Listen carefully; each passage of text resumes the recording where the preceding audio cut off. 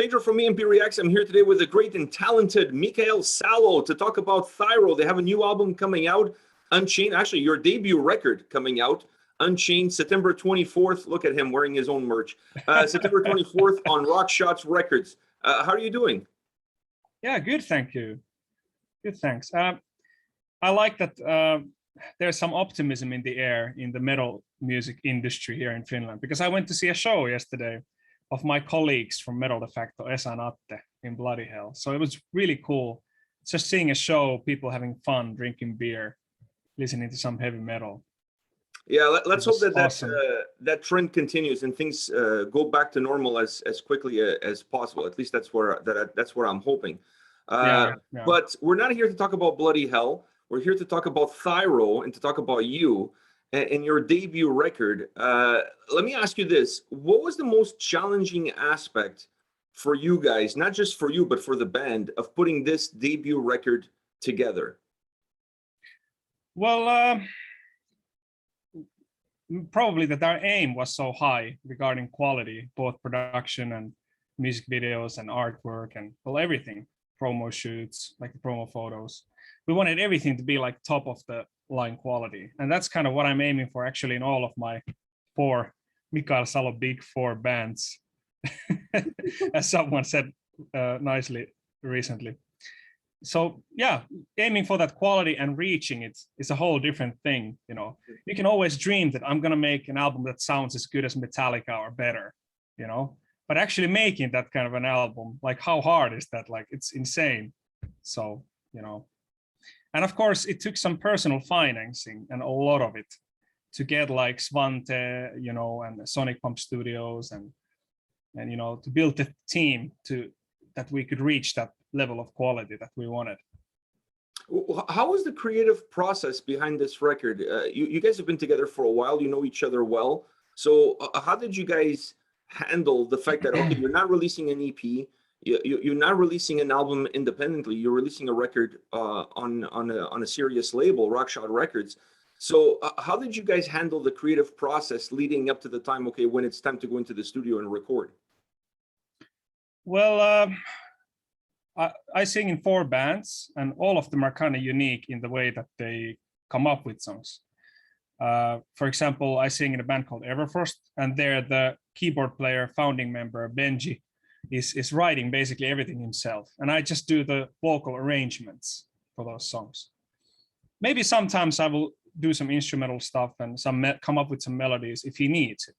And then again, Digressed, which is a band that has been together since I was born, basically 93 or something.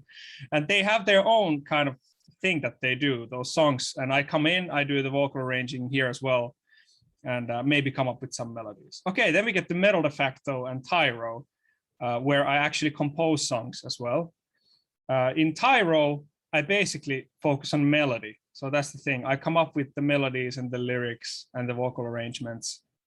And Metal de Facto, I might come up with instrumental stuff as well. So it depends completely which of my bands I'm working with. And with Thyroid, I would say it's the most kind of old school way, in a sense that we hone the songs a lot in the rehearsal space. For example, the most recent single, Fragments of Memory, basically the building blocks were kind of like put together at the rehearsal place.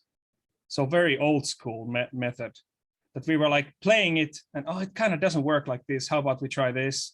It doesn't work there. How about this? And then it works. And okay, let's go forward with that. And then, of course, we bring the producers and the engineers along, and then we get the final product from that. So for this album, before you guys went into the studio, because like you said, there was some financing that you guys had to put out of your own pocket in order to make sure you had this all-star cast with you guys. Did you go into the studio with almost a finished product? Like you knew exactly everything that was going to be recorded? You had everything, all the T's crossed and all the I's dotted? Yeah, we didn't have any songs that we thought were filler. Actually, we kind of work in a way that we never record anything that we think might not be, you know, worthy of releasing. So all of the songs, when we went to the studio, we kind of knew that, okay, this is how because the album, you know, it has a bit of a theme in a way. It's not a concept album, but there's a theme. and all of those songs are part of that theme. So if you would take one away, it wouldn't really work, because then it's like this one angle to the topic, the subject is taken away, and it feels kind of hollow after that, because then you miss something, you know. Like there's very heavy topics, there's light topics, so we wanted to have a good balance. So yeah, to answer your question, yeah, we knew what songs we're gonna do when we went to the studio, and how it's gonna be, the track list and everything. I want to talk about the track listing, but before I get to that, I want to ask you about the sound. When I listened to this album, first of all, I was really impressed with the quality of the sound throughout the record. Just absolutely, like I was blown away, to be honest with you. Okay, thank you. Like I was expecting the album then. Yeah, like I was expecting the record to sound good. I wasn't expecting the album to sound this crisp from top to bottom. It doesn't sound like a debut record from that perspective. It sounds like a more of a seasoned album. It has really great quality. But one thing that I noticed listening to the album is that you guys took some elements from heavy metal, you took some elements from hard rock, and Thyroid, like your signature sound is somewhere in between. So which elements are the best elements that you can take from heavy metal and hard rock in order to make Thyroid sound? Well, I think as in any band or project or whatever you do, your influences play a big role. So for example, Jusa, who is the Jussi Laulainen, who's the guitar player, one of the two, he's very much a rock guy. Like Stevie Ray Vaughan is his favorite guitar player of all time, and Guns N' Roses is his favorite band. So because he's one of the principal songwriters who come up with the instrumental piece that we then start to, you know, work on the rehearsal place, and I do the melodies and stuff. Of course, the sound comes already from that, because if you learn that style, if it's like what you love, if it comes from your, like, we say like selkäranka in Finland, like from your spine, maybe it sounds weird in English, but it comes from, you know, naturally, because you love that stuff. That's the reason why the hard rock element is so much in there. And then again, Ville, who is the other guitar player, who also comes up with instrumental stuff for the record, he is much more metal guy, I think, in that he loves like Metallica, like Black Album is his like favorite thing, and so it's like natural from there. And of course, I bring my own style into the melodies, and that kind of mixture of those three people coming up with these parts and songs and stuff, all of our influences and what we like is kind of molded. So it's yeah, we don't really plan it. So it's not like we're gonna make this album like this. It has to have that joy of playing music and like coming up with something you personally really like. And then when the team brings it together, it kind of becomes a mixture. You talked about the track listing. Me personally, I felt like the track listing was perhaps the only weak spot on the record. I felt like the track listing had a little bit of a U shape. So the album starts like really strong with like some really powerful tracks. And then in the middle of the record, you go through more of a soft stretch. And then when you get to the end of the record, you get the same power, perhaps even more. The last three songs on the album have a lot of strength, and you kind of go back up again. So the album kind of has this U shape. Do you see the album differently? Do you see the album feeling differently for you? Because like you said, you have a theme. So I'm assuming that these songs came in the order that they came in order to match that theme that you were putting together. But how do you see the flow of the record from the beginning to the end with the current track listing? Well, if you look at the middle part of the record, actually, it has two songs from the old era of the band when I hadn't joined yet in. So actually, those don't have melodies created by me. It's kind of like it was sung by Ilja Jalkanen, who is the singer of Kiuas and Raskasteoloa, and he came up with those melodies. And actually, if you listen to those songs, the earlier versions, they fit Ilja style so well. But then I had to really like work hard to make them work for me. And so I think that there might be some truth to that thing, that in the middle there's some, it doesn't feel completely similar to the end and the beginning of the album, because those songs are kind of not made by this lineup, and like, so it doesn't feel as, you know, our own thing as the other songs maybe. But yeah, it's thematically. Sorry, what was your question again? I forgot it. No, I was just saying, like, there's that U shape that you just confirmed, but like, was the track listing put the way it was in order to fit the theme, even though that perhaps you felt in the back of your mind that there is a little bit of this middle section here that doesn't have the same power that we got at the beginning and then at the end of the record? Yeah, well, some people really love those songs in the middle. So, you know, I wouldn't like say that they are inferior in quality. No, they're but not. Definitely, we didn't think only because of the theme. The theme is a driving thing, and from the beginning it was clear that Road Goes On, The Round, and Unchained have to start the record, because we need to like show, like, right when you put our first album in, it needs to like kick you in the face, and the themes, Road Goes On is the theme that should start the record, because it's kind of like saying like, okay, now it's time to like unchain, you know, take the mask away, like in the album artwork, and kind of show that raw, what we actually think about things, and no ego bullshit, and no like political opinions or anything, like just like, let's be honest with our listeners. And Road Goes On is that kind of song.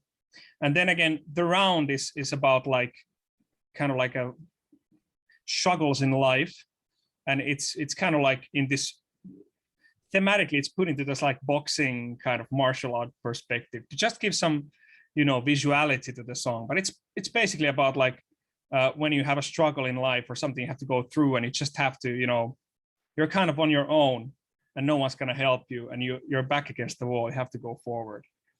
And then Unchained is basically about like those carpe diem moments, like spontaneous fun moments in life that you could never see coming, but then suddenly they're in your face, and those become like some of your most precious memories.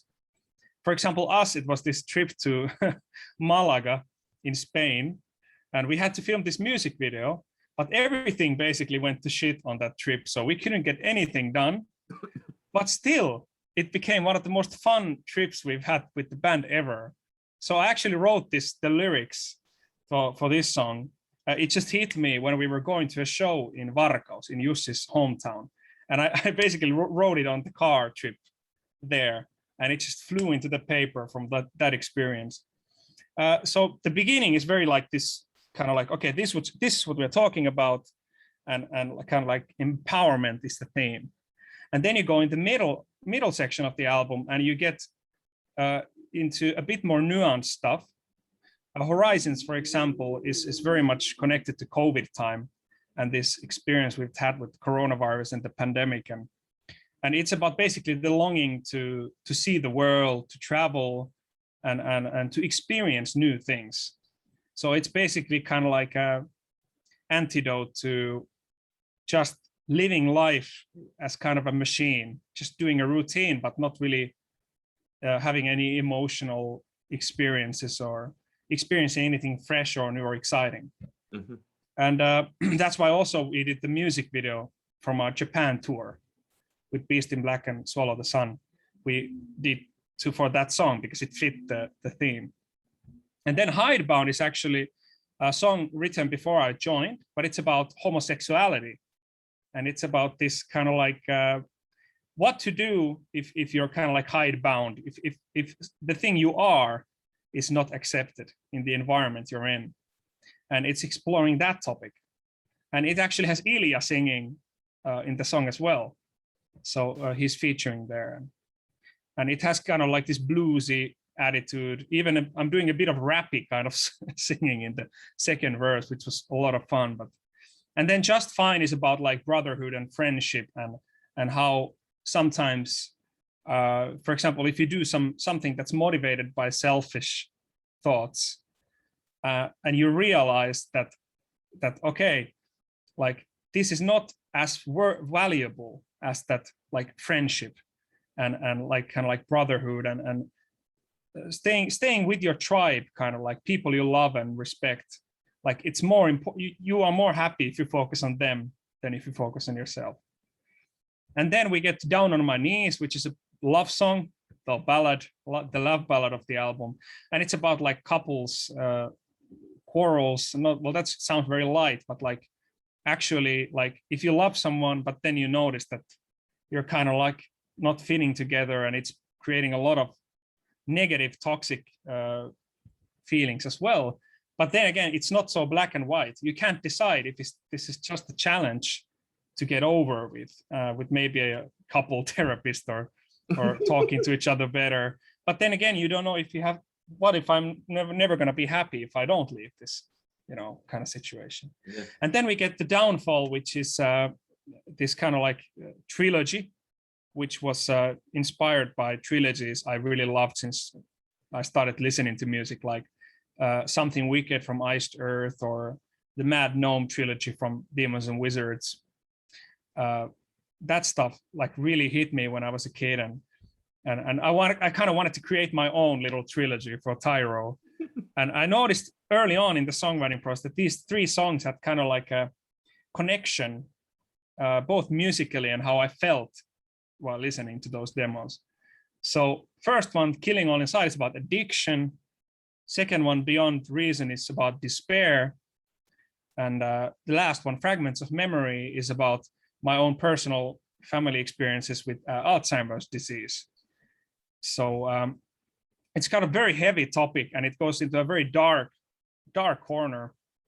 And I've noticed from reviews so far that people tend to really like this trilogy. And so I'm kind of like thinking, because I was thinking when we were about to release, well, it's not released even yet, but like I've been thinking that maybe it's too depressive in a way, like I sing in a freaking anime band, and Metal Effect is about like Roman orgies and shit. There's kind of like this fun escapism, right? And then Thyroid has those like Carpe Diem, party songs and whatever. So this song is going all the way to like death and depression and addiction and journey to the dark stuff. side. Yeah, exactly. So I'm really happy about the critics' response so far to those 3. And I can tell that Fragments of Memory, because it's so personal, and it was such a dear topic to me. It was extremely hard to sing it, because I felt that I have one shot, and if I don't get it right, this song, which is basically dedicated to a family member, like it was such a pressure, and it felt horrible. But then when I did record it, and now that it's ready, I'm really proud of it. And it seems that people resonate with that song because it has such a heavy emotional kind of weight behind it. Walking away from your album, I felt like this record, and not to take anything away from the rest of the guys, but I felt like this was an album that was driven by 2 elements: the guitars overall and your vocals. Do you see this as a guitar vocal driven record, or am I simplifying the album? Well, I would think that it's maybe how do you say? I'm having an English blackout. It would take away if we would say that the guitars and the vocals are like the powerful things, because if you listen to something like Killing All Inside, like the bass there is like the most powerful bass I've heard like in a long time, and in production way and playing way. And also Teemu's groove, meanwhile being metal, is so cool. Like if you listen to Unchained and all the stuff happening there, or just find the middle part, like it's such great like stuff from Juha and Teemu. But of course, if we look at the composers, the principal songwriters, they are guitarists and they're vocalists. So maybe that somehow gives that driven feeling, that it's driven by melody and guitar, because those are the instruments that kind of wrote the songs. So it might be a natural thing for Thyroid, because guitarists and vocalists write the songs, that they are kind of like the driving thing. But meanwhile, I don't want to take anything away from Juha and Teemu, because they did such a fantastic job, in my opinion. So do you see the bass, for example, on this album, and the drums working as a pair? Are they more of the grounding factor of the record? Like I felt like the record, the guitars and vocals were so predominant, but the reason why they feel so predominant and so driven is because they have this bass and drums in the background that kind of grounds the sound and holds the sound down, while not taking a predominant role. They're still an important part. Do you see that almost like like a supporting actor in a movie? The hero can only be a good hero if he has a good supporting actor to work side by side. Do you see the drums and bass a little bit like that? Yeah, definitely. And Teemu, he's a very seasoned drummer. He's played for very long time, and he's done so many records with like a lot of Finnish like famous musicians and stuff. So he kind of knows what the song needs. He doesn't need to show off. And I think Juho has a very similar attitude, that he doesn't want to get in the way of the song. He wants the bass to be the best support it can be. Like if you listen to his other band, Blame Me, which is kind of like this alternative rock, Blame Paramore kind of sound, it's the same thing. Like the bass is really cool, but it's not like trying to do any like extra like stuff. It's just supporting as the best it can be, and you can hear it from the sound.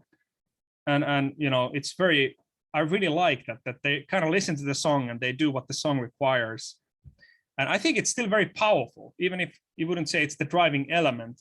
It's very powerful sounding, like the unit together. So, but let's go back to the guitars, because I mentioned to you earlier how much I like the overall sound on this album. I love the guitar sound on this record. I love the guitar sound. I love the execution. The solos are phenomenal. I always felt like listening to this album, regardless of the strength or the power or the heaviness, whatever word you want to call it, of the song, I always felt like the solos, for example, served the track.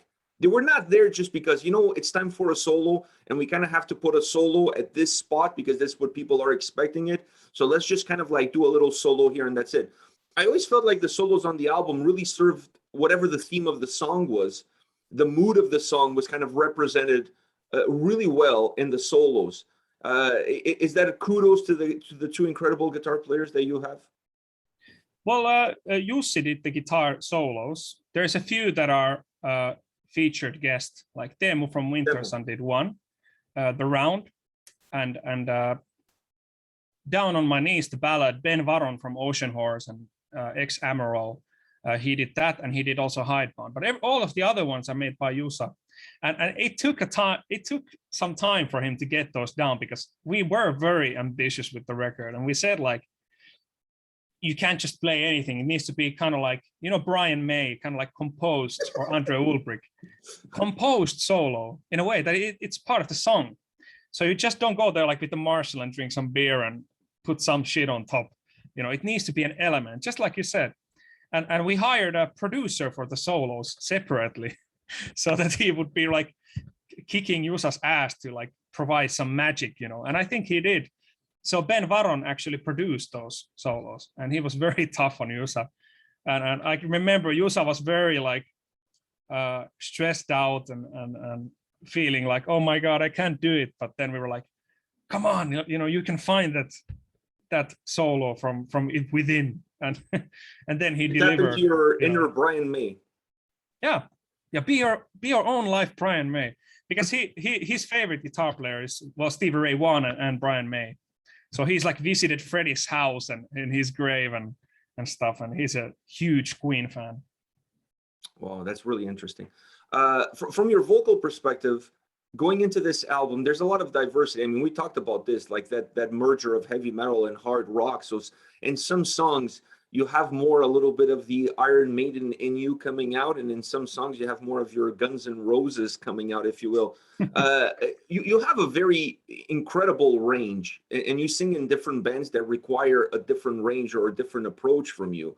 So when you're recording an album like this, that kind of brings perhaps pieces of all the other different bands that you play in, does that help you have that ability that you can pull back from the experience of an album that you did with Metal de Facto, or an album that you did with Diecrest, and bring all of those elements into this record? Does that really help you?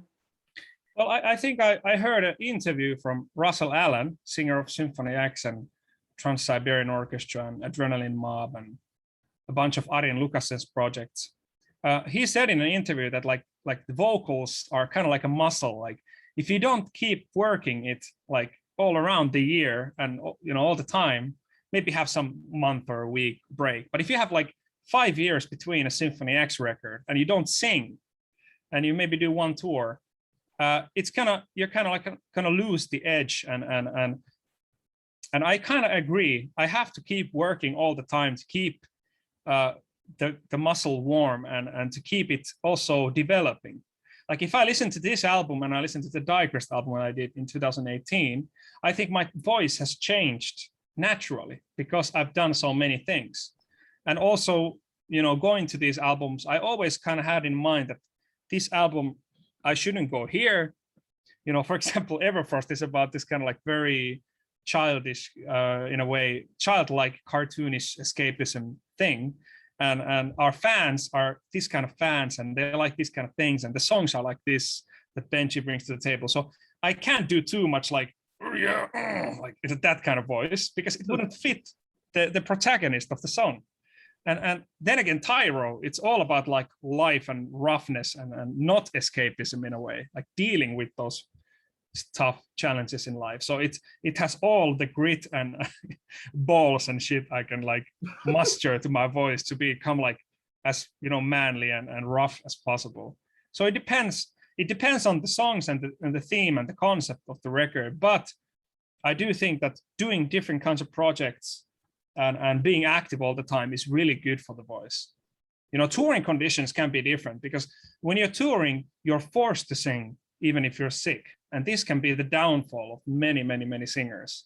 I've experienced that, and my friends have experienced that, and a lot of legends, had their kind of voice become worse because of the strains of the touring world.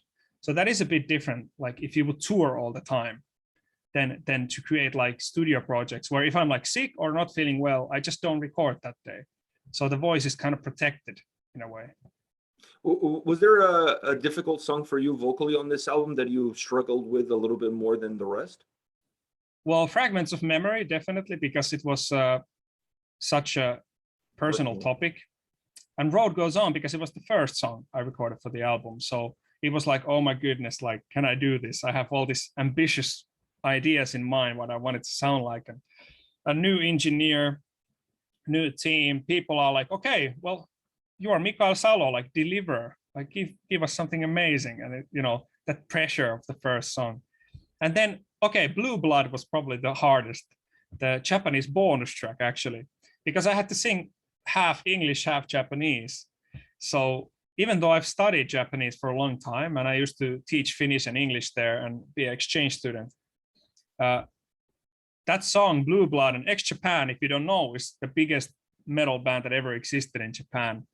And I think all of the members live in Los Angeles or something, because if they can't live in Japan, because if they go in the streets, they will be mobbed by people.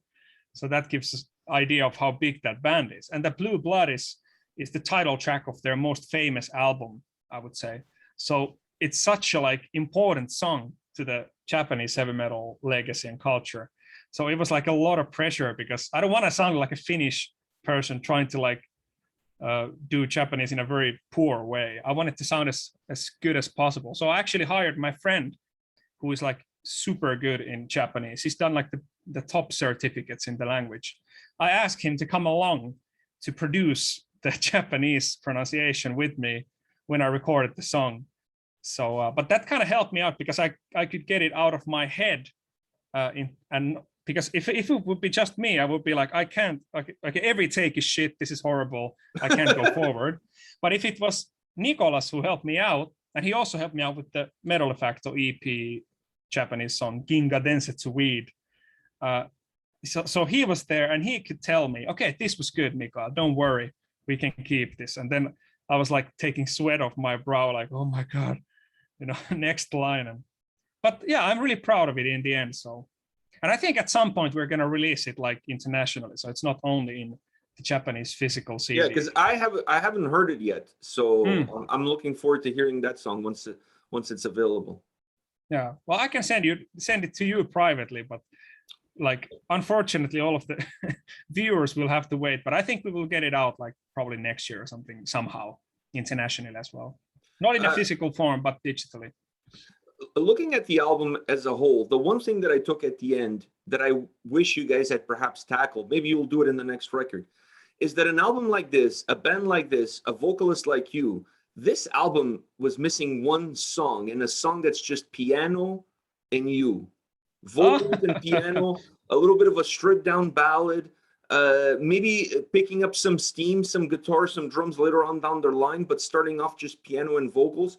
Is there something that you would like to accomplish perhaps in a future record with this band, a song along those lines? Well, it very much depends what comes naturally to the instrumental composers, Ville and Jusa. But actually, we have plans for that you just told, and I think it will be out next year. So maybe we somehow connected. Great minds think alike. Yeah, exactly. Great minds think alike. And the problem is also we don't have a pianist in the band, so it would be like already kind of an external thing. But you can bring Benji. Maybe he can do something. Yeah. Maybe he can do something. One last question for you, and that is, with all the experience that you've had with debut releases, this is not your first debut release. I mean, you've been down this road before. Where do you feel like this one fits in? Where does this one rank for you as far as a debut album release? Well, I don't really like to compare them in what is better, because I can give you an example. Like recently, a friend of mine told me, "Hey man, you should only sing in this Thyroid style because it fits you the best." And the previous day before that, I got a message from Japan, a fan telling me, "I wish you would sing like metal de facto in Thyroid, because I like that sound more. So you shouldn't sing like you sing in Thyroid. You should sing like you sing in metal de facto." And then, for example, Amy, you know her, the Canadian girl living in Finland, for Musicalypse, the journalist, she wrote the review for metal de facto, and I think she wrote there something like, "Well, Mikael Salo, like he sounds great, but like he's not singing as emotionally as in Everfirst. So he should sing more like he does in Everfirst." So this, like, just to prove a point, the point is that like it's so subjective what people like from what I do. And I do think that when I look at an album, I look more of like how would you say, like making a book or some movie or something like this. It's not really up there to be to decide which is better. Like someone is gonna like this better, someone's gonna like this better. Someone's gonna like Sean Connery Bond, someone's gonna like Daniel Craig Bond, you know. And I'm just following where the music, the composition is taking me and trying to do that as best as I can. And we only release an album if we think it's 100% ready. And then I move to the next one. So there's not really time even to like compare them, because I'm all the time working. Like new metal de facto album should be out next spring. Diecrist album also, and Everfirst is going to have something probably even this year out. So it's like it's all the time. It's more music is happening. So living in that kind of like hullumylly, how do you say? It's like crazy wheel, like all the time working on something. It's kind of hard to do that kind of like, okay, this is this debut album, this is this debut album, like compare them that way, because they're such different things. So considering how much you go from project to project, and you're like a hamster on the wheel, if you will, does that give you even a chance to savor the album that you released, to enjoy the moment? Because the moment is finished, you're moving into another moment. It's actually not even like that. I'm usually working on 4 albums simultaneously. And yeah, I did have a bit of burnout actually this summer where I couldn't sing. And because I felt emotionally kind of empty, I felt that I wouldn't be able to do any song justice because I couldn't feel like singing. So it's hard to explain. But and then I just took all of my side projects away, and I fully focused on my own band stuff. And I took like 3 months of not working on anything, break, and it's still continuing. And finally, I'm starting to feel like singing again. So it is a very emotion heavy process for me.